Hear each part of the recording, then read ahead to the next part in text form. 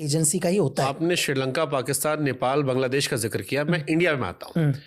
1998 में India atomic test करता है, बिल्कुल, अटल बिहारी वाजपेयी की सरकार। बिल्कुल 99 में सरकार गिर जाती है। सीक्रेट सर्विसेज का इसमें रोल रहा होगा? सर मैंने आपको क्या बोला कि अकेला CIA इस दुनिया में 59 देशों की सरकार को गिरा चुका है सर। मैं तो ये बोलूंगा कि हम लोग, बहुत सारे लोगों के क्वेश्चन आएंगे आपके भी कि यार आप CIA की बात करते हो, आप मोसाद की बात करते हो, है ना, क्या हिंदुस्तान की RNW ने कोई काम नहीं किया? सर हमने दुनिया में वो ऑपरेशन करे हैं जो लोग सोच भी नहीं सकते। आऊंगा वहां तक, लेकिन मैं ये जो सवाल डेफिनेटली सर, बिना वेस्ट की मर्जी के वो गवर्नमेंट गिर ही नहीं सकती सर, क्योंकि वेस्ट ने हम पर बैन लगाया था। डेफिनेट मैं कह रहा हूं, वेस्ट नहीं चाहता था कि हम न्यूक्लियर पावर बने। सर वेस्ट की मर्जी के आप हिंदुस्तान की गवर्नमेंट को गिरा ही नहीं सकते सर, और उसके लिए इंडिया के लोग बहुत सारे इंडिया के लोग इन्वॉल्व। मैं आपको ये बोल दूं सर कि बड़ा शॉकिंग लगेगा लोगों को कि 60 ईयर तक हमारी देश की सरकार को KGP चला रही थी सर। KGP डिसाइड करती थी कि देश में किसकी सरकार होगी। मैं आपको ये भी बता दूं कि श्रीमती इंदिरा गांधी के इनर रिंग के अंदर भी KGP के कुछ एजेंट थे सर। यहां तक मैं आपको ये बताऊं कि KGP तो ये भी चाहती थी कि 1981 में हिंदुस्तान और पाकिस्तान का एक और वॉर हो जाए सर, ऑपरेशन तुर्कम। तो हमें लगता ही है सर, जो आज भी देख रहे हैं ना सर कि CAA के लिए लोग धरनों में बैठ गए। मैं आपसे एक क्वेश्चन पूछ रहा हूं सर, लोग महीने भर धरने में बैठे हुए हैं, इनकी बच्चों की फीस कौन दे रहा है सर? इनके पास पैसा कहां से आ रहा है? ये तो सुबह तैयार होकर आ जाते हैं वहीं पर बैठने, शाम को उनको बढ़िया खाना भी मिलता है, घर में बैठकर सब चीजें होती हैं, वो पैसा आ कहां से रहा है? नहीं तो ये क्या शाहीन बाग या किसान आंदोलन ये भी इनडायरेक्टली लिंक्ड है सर?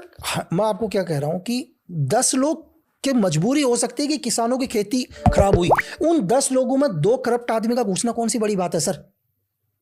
कि कहीं ना कहीं से ट्रकों में भर के लोग आ रहे हैं। मैं आपसे ये पूछ रहा हूं सर कि आप जाके ग्राउंड रिपोर्ट चेक करो ना सर, जो ट्रकों में भर के लोग आए होंगे ना, मजदूर लोग, किसी को 500 रुपये मिल रहे हैं, किसी को 1000 रुपये मिल रहे हैं, भाई दिन भर यहाँ बैठे रहे, उनको पैसा दे कौन रहा है सर?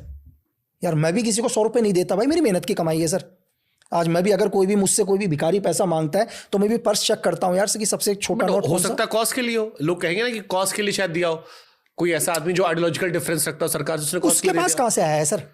उसको भी तो कहीं से फंडिंग मिली है सर, किसी ना किसी को तो फंड हुआ है ना कहीं कोई से। ऐसा ऑपरेशन आप लोगों ने अंजाम दिया था कभी? बहुत सारे ऑपरेशंस करे हैं जहां पर आप लोगों ने ऐसे क्राउड को अगेंस्ट किया हो या धरने पर बैठाया हो? हम भी करते हैं सर, ऐसा नहीं है, हम भी करते हैं। मैं आऊंगा, हम तो ये बोलेंगे सर, हमने 13 साल में एक देश की गवर्नमेंट की चेंज कर दी सर, एक इंडियन प्राइम मिनिस्टर को बैठा दिया वहां पर एक देश के अंदर। शायद कुछ आने वाले टाइम में अगर हिंदुस्तान को पता चलेगा, कभी हमारी फाइल्स लोधी रोड से बाहर निकलेंगे, तो लोगों को पता चलेगा कि इंडिया ने भी एक ऐसा ऑपरेशन किया था कि किसी देश की गवर्नमेंट को चेंज कर दिया। इस ऑपरेशन को करने में 13 साल लग गए सर।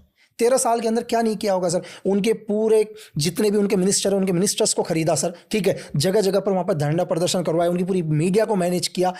वो वहां के जो लीडर थे, इंग्लैंड क्यों साउंड कर रहा है? ऋषि सुनक इंग्लैंड? नहीं, मतलब जो भी है सर, मैं एक्चुअली कंट्री का नाम डायरेक्ट नहीं बोलूंगा। और हमने एक इंडियन प्राइम मिनिस्टर बना दिया सर किसी ना किसी देश में। तो सेम सिचुएशन सेम यहाँ भी होता है सर। वहाँ एक प्राइम मिनिस्टर को इस्तीफा देना पड़ा था। हाँ, बहुत सारी मतलब जो भी है सर, मैं आपको मैं कुछ टाइम के बाद, आने वाले टाइम में हो सकता है 2 साल 4 साल के बाद, जब ये फाइल्स बाहर आएंगी, लोगों को पता चलेगा कि एक ऑपरेशन हमने भी स्टार्ट। मतलब इस दुनिया में जो कुछ हो रहा है वो इत्तेफाकन नहीं है। इत्तेफाकन नहीं है सर। मैं देखो, मैं किसी गवर्नमेंट के ऊपर वो नहीं लगाता हूँ, ठीक है। मैं तो बोलूंगा कि दुनिया के अंदर जो भी डिसाइड करती हैं एजेंसीज, डिसाइड करती हैं कि क्या होना है क्या नहीं होना। हमको सबको पता होता है सर, हर देश के अंदर एक एम्बेसी है ना सर, सबकी एम्बेसी है। हम एम्बेसी के अंदर नहीं घुस सकते सर, लेकिन हमें पता होता है कि एम्बेसी के ऊपर क्या चल रहा है। हम किसी डिप्लोमेट का सामान चेक नहीं करते हैं सर, क्या आ रहा है उनके एम्बेसी में, क्या प्लान हो रहा है। अगर हम उनके एम्बेसी में घुसेंगे तो एक देश के ऊपर वॉर माना जाता है सर। ये तो हमारे साथ ही हर जगह होता है सर ये। तो कभी कभी क्या होता है, अपने ही देश को सेव करने के लिए बहुत सारे ऐसे काम करने पड़ते हैं जो हम ना चाहते हुए भी करें। मैं आऊंगा उधर, थोड़ा सा मैं आपकी पर्सनल लाइफ एक्सप्लोर करता हूँ, क्योंकि ये सारी बातें तो आपने हर जगह कही है।